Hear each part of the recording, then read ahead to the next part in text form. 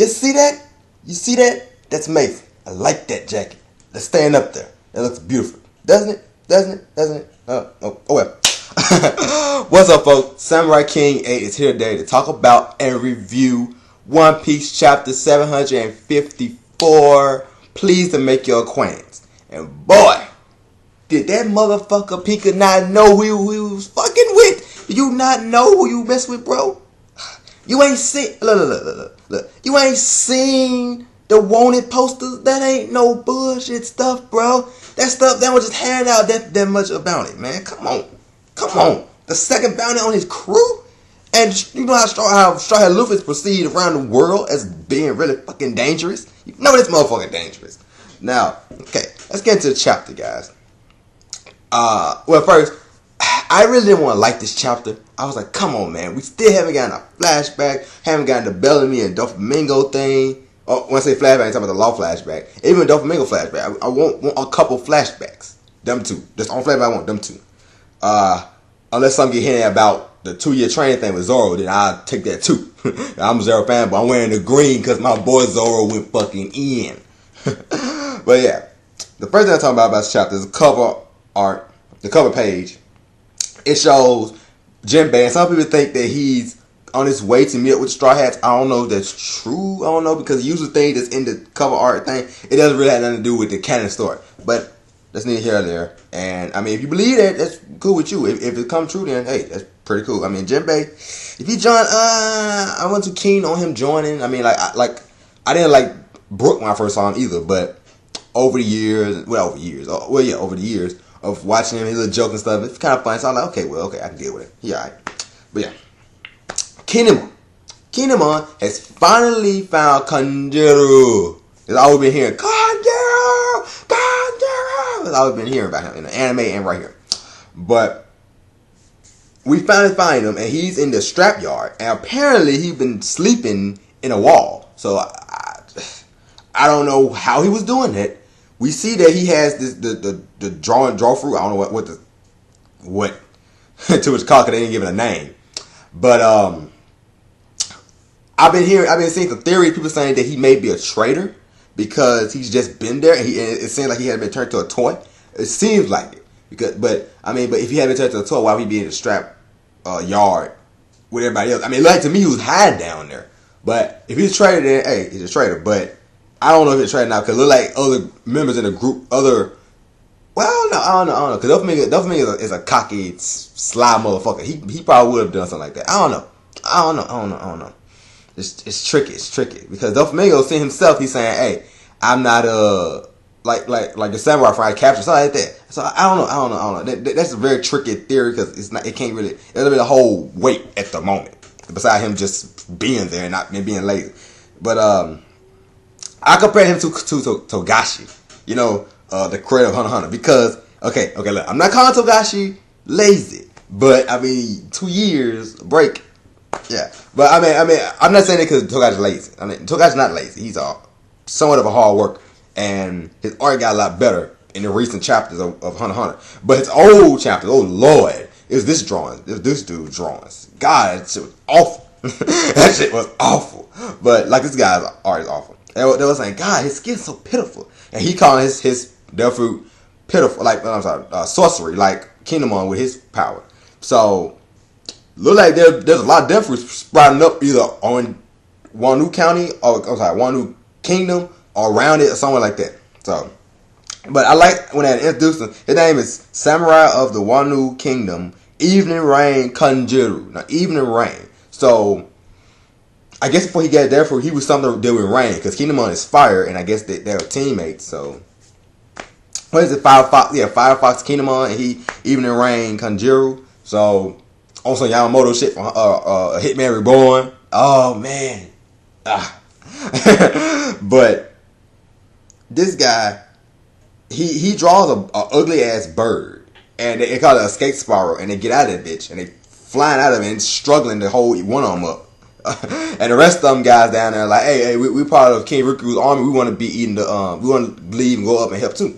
So I expect to see probably a fleet of ugly ass birds. Like, we got the Tantala flying things. I don't know what I think the bug or something. And we will probably have some ugly ass birds, some ugly drawing of birds flying soldiers up there. So it's gonna be fun to see that. Now, after that, we get to see Blue Gilly, and he's going in on everybody with the kicks and stuff because they're saying took out Shia Luffy, and he's like, "Hey, watch out for me!" Hiya! And he's just kicking everybody, and he get one shotted by fucking. He gets one shotted by Dillinger or Deranger. I already said his name. I think it's saying Dillinger. So yeah, well, no, Deranger. I'm calling Deranger. Decapitation high heel. I'm like, oh man, he got one shotted. Come on, dude. And Luffy like long leg guy got taken out. Like, oh shit. And so then after that, we get a little speech from Cavendish. And this speech at first I didn't like it, but after I read, I was like, oh, okay, it's a pretty nice speech. It's an alright speech. I like it, and because it's very true. Because the people who think that taking out the convicts, the convicts of the island, Luffy and all of them, and Sabo and all of them too, God Usopp, taking them out will win the freedom of the country. It won't, because if word of anything goes out about what be going on in the country, all these motherfuckers gonna be dead. So don't for me gonna make sure all these motherfucking heads are decapitated.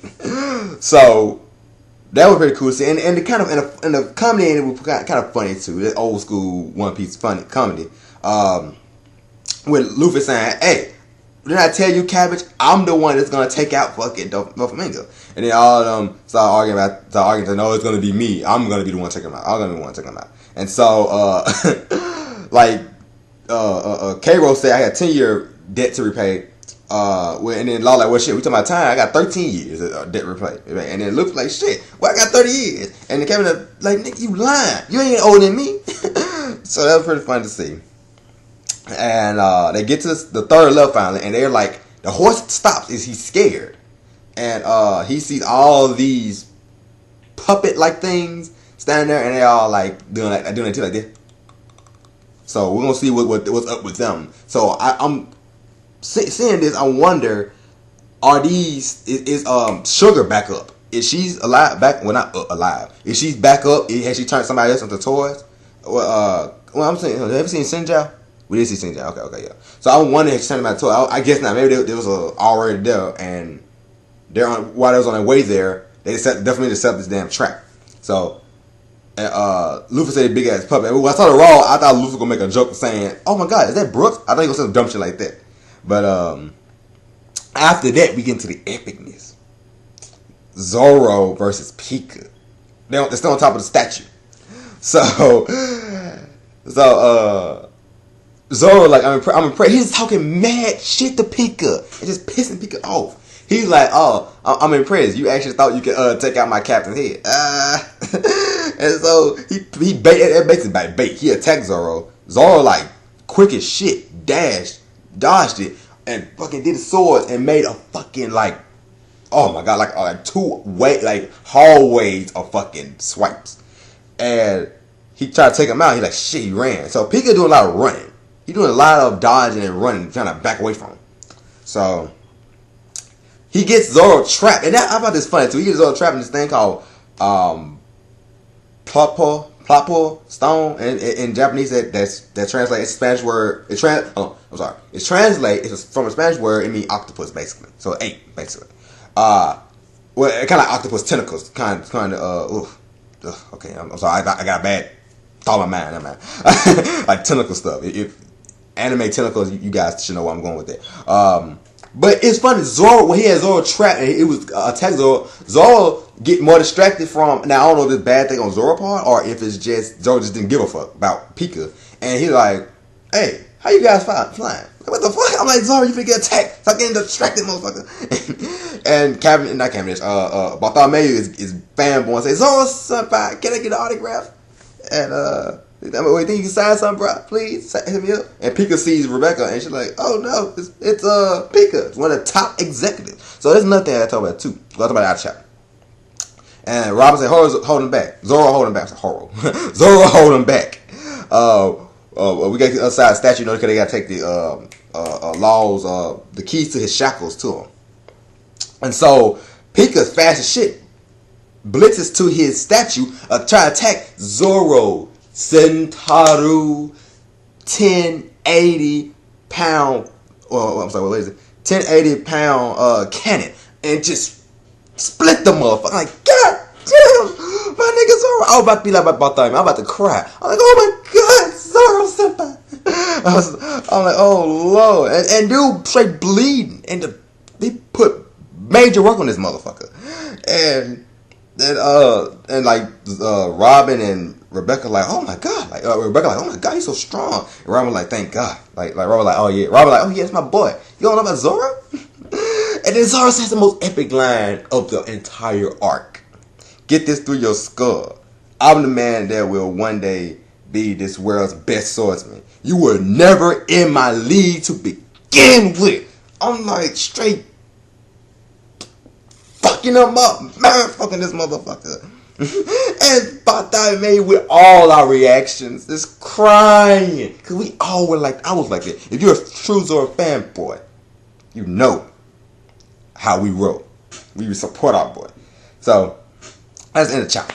Now it's a pretty good chapter. Pretty good chapter. But what was I about to talk about? I forgot what I was about to say. Shit. That shit I was about to say later. I forgot. Hopefully it come back. Hopefully it comes back. But looking here, I'm trying to see, what was it? Yeah, Bartholomew's can't make a barrier that big to stop that big ass punch.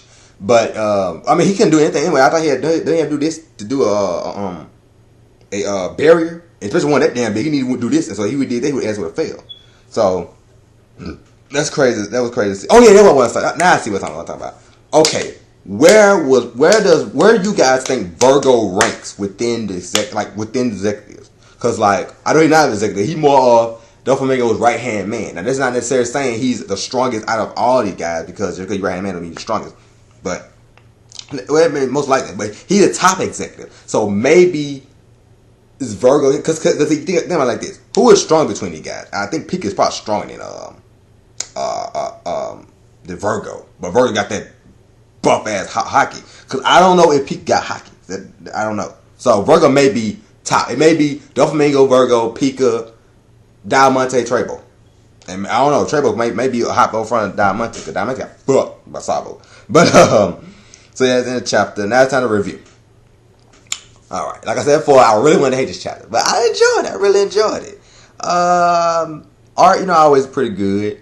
We got an epic moment at the end. The one thing I said I didn't like was we keep getting this rehash of speeches with and just running with Luffy's side. Like all these speeches and all this stuff, like with the King Riku thing, there was an unnecessary speech by Violet or King Riku, and so on and so forth. With Cavendish, even though Cavendish, what he's saying is more true, and I accept his better than I accepted Violet's. But okay, but yeah, but the speeches thing, I didn't too much like it. But let me see. The next thing we'll talk about. Okay, I said art on point, still progression. It looks like we're gonna be done with this fight probably next chapter.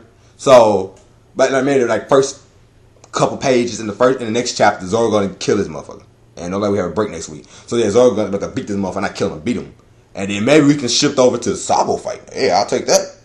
We'll have Zoro first half, Zoro defeating this dude first half. Maybe throw in like what's gonna happen with Luffy and the rest of the guys, in the third level. Then shift over to Sabo and have that all the rest of the chapter next week. This is what Oda should do, unless he throw in the Law flashback. But at this point, it's useless, because I think Law knows something he's not telling everybody else. I know besides the Celestial Dragon, he knows something. And that's why Oda is delaying his flashback. Because Oda is breaking away from what he usually by not just giving his flashback right now. So now I'm giving my overall review. Overall review of the chapter, I would have to say is a 7.5 out of 10.